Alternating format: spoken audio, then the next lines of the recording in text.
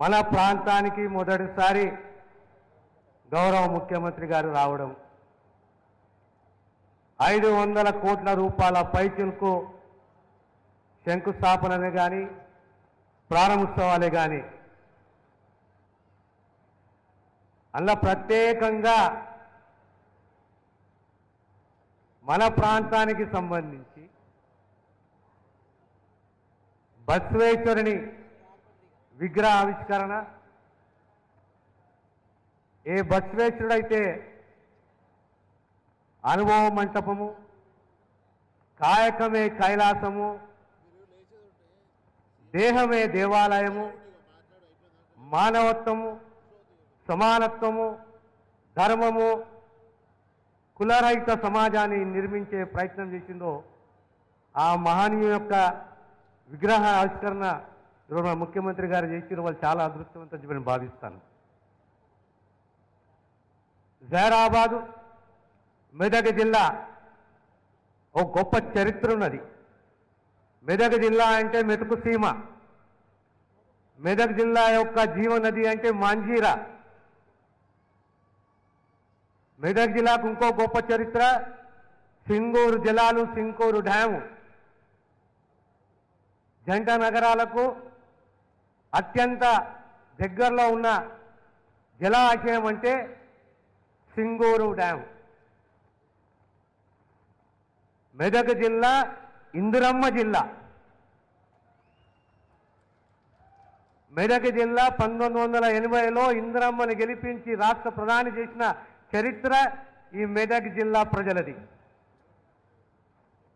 ఆ ఇందిరమ్మ దయవలనే ఆర్డినెన్సే కానీ బీడీఎల్ఏ కానీ పటాన్చెరు ఇండస్ట్రియల్ పార్కే కానీ ప్రతి పథకంలో తెలంగాణ ప్రజలు కాంగ్రెస్ అంటే ఇందిరమ్మ, ఇందిరమ్మ అంటే కాంగ్రెస్. ప్రతి పథకంలో ఇందిరమ్మను ఎందుకు గుర్తు పెట్టుకుంటాము? ఏ గ్రామానికి పోయినా ఇండ్ల స్థలాలే కానీ ఇండ్లే కానీ తెలంగాణ సమాజము ఎప్పుడు కూడా భూ పోరాటాల చరిత్ర సమాజము. ఆ సమాజంలో భూ హక్కుల గురించి పోరాడిన సమాజము.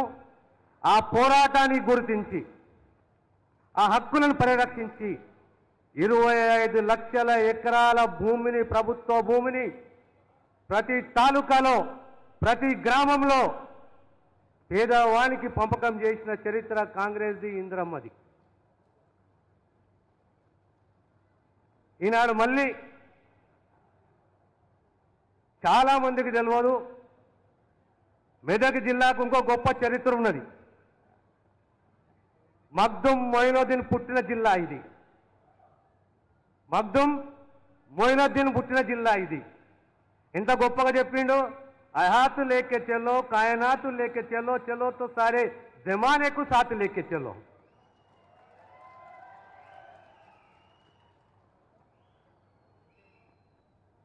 కాంగ్రెస్ పార్టీ స్వేచ్ఛ, ఆత్మగౌరవము, సమానత్వము, ప్రజల అవసరాలు, దార్శనికత్వము. కాంగ్రెస్ సమాజాన్ని విభజించి పాలించాలని ప్రయత్నం చేయలేదు. కాంగ్రెస్ నమ్మింది సమానత్వాన్ని. ప్రాంతాలకు అతీతంగా 60 సంవత్సరాల సుదీర్ఘ పోరాటం తెలంగాణ పోరాటం, త్యాగాలతో కూడిన పోరాటం. మా తెలంగాణ మాకు కావాలి అని పోరాటం. ఆ పోరాటాన్ని, ఆ త్యాగాలని గుర్తించింది కాంగ్రెస్ పార్టీ. సరైన సమయంలో 2013-14లో ఒక రాష్ట్రాన్ని విభజించి పార్టీ నష్టము జరుగుతున్నా, జాతీయ పార్టీకి నష్టము జరుగుతున్నా తెలంగాణ ఆత్మగౌరవము, తెలంగాణ పోరాటాన్ని గుర్తించి తెలంగాణ కళ సాకారం చేసింది సోనియమ్మ కాంగ్రెస్ పార్టీ. ఈనాడు ఒక్కొక్క వాగ్దానము ప్రధానంగా చరిత్రలో నుంచి పోయే నిర్ణయాలు ఆచరణలో తీసుకొచ్చింది ఈరోజు రేవంత్ రెడ్డి గారి ప్రభుత్వం. 1931లో మొదటిసారి కులగణన జరిగితే రాహుల్ గాంధీ గారి వారి పాదయాత్రలో చెప్తుండే జిత్నీ కిస్కి ఆబాదీ అంత వాటా ఉండాలని చెప్పిండు. అందరం అనుకుంటుంటే ఇది ఏం వాదన అని అర్థం కాకపోతుండే. కానీ ఆ వాదన ఇంకా ఒక ఆలోచన ఉన్నది. ఏ కుటుంబము బీసీలే కానీ ఎస్సీలే కానీ ఎస్సీలే కానీ మైనారిటీసే కానీ వాళ్ళకు ఆర్థిక సామాజిక విద్యాపరంగా రాజకీయంగా ఏ స్థాయిలో ఉన్నారు, ప్రభుత్వం ఏ నిర్ణయాలు తీసుకోవాలి, ఏ నిర్ణయాలు తీసుకుంటే ఆ కుటుంబాన్ని ఆదుకుంటాము అని ఒక గొప్ప ఆలోచన రాహుల్ గాంధీ గారు చేస్తే దాని ఆచరణ సాధ్యం చేసింది రాష్ట్ర ముఖ్యమంత్రి రేవంత్ రెడ్డి గారు. ఆనాడు మీ అందరికీ గుర్తుండాలి, 2009లో ఆనాడు రాజశేఖర్ రెడ్డి గారు ఈ రాష్ట్ర ముఖ్యమంత్రిగా 4% రిజర్వేషన్ మైనారిటీ సోదరులకు ఇచ్చిన చరిత్ర కాంగ్రెస్ పార్టీది, కాంగ్రెస్ ప్రభుత్వాన్ని, రాజశేఖర్ రెడ్డి గారిది. ఇలా ఎంతో మంది లక్షల మంది డాక్టర్లు, ఇంజనీర్లు ప్రతి ఒక్కరికి అవకాశం ఇచ్చింది ఈ 4% రిజర్వేషన్. అదే రకంగా వర్గీకరణ 35 సంవత్సరాల పోరాటం. వర్గీకరణ అంటే దళితులలో వ్యతిరేకం కాదు, కులాల పంచాయతీ కాదు. వర్గీకరణ అంటే సామాజిక న్యాయం. సామాజిక న్యాయం అంటే అత్యంత వెనుకబడి ఉన్న కులాలను ఆదరించాలి, గౌరవించాలి, వారి హక్కుని పరిరక్షించాలనే ఉద్దేశంతో ఆనాడు సుప్రీంకోర్టు ఇచ్చిన తీర్పు వెనువెంటనే రాష్ట్ర ముఖ్యమంత్రి గారు స్పందించి ఓ కమిటీని వేయడము, ఓ కమిషన్ నియమించడము. కమిషన్ రిపోర్ట్ 90 రోజుల రిపోర్ట్ ఇస్తే కేవలం నెల లోపట చట్టాన్ని చేయడము.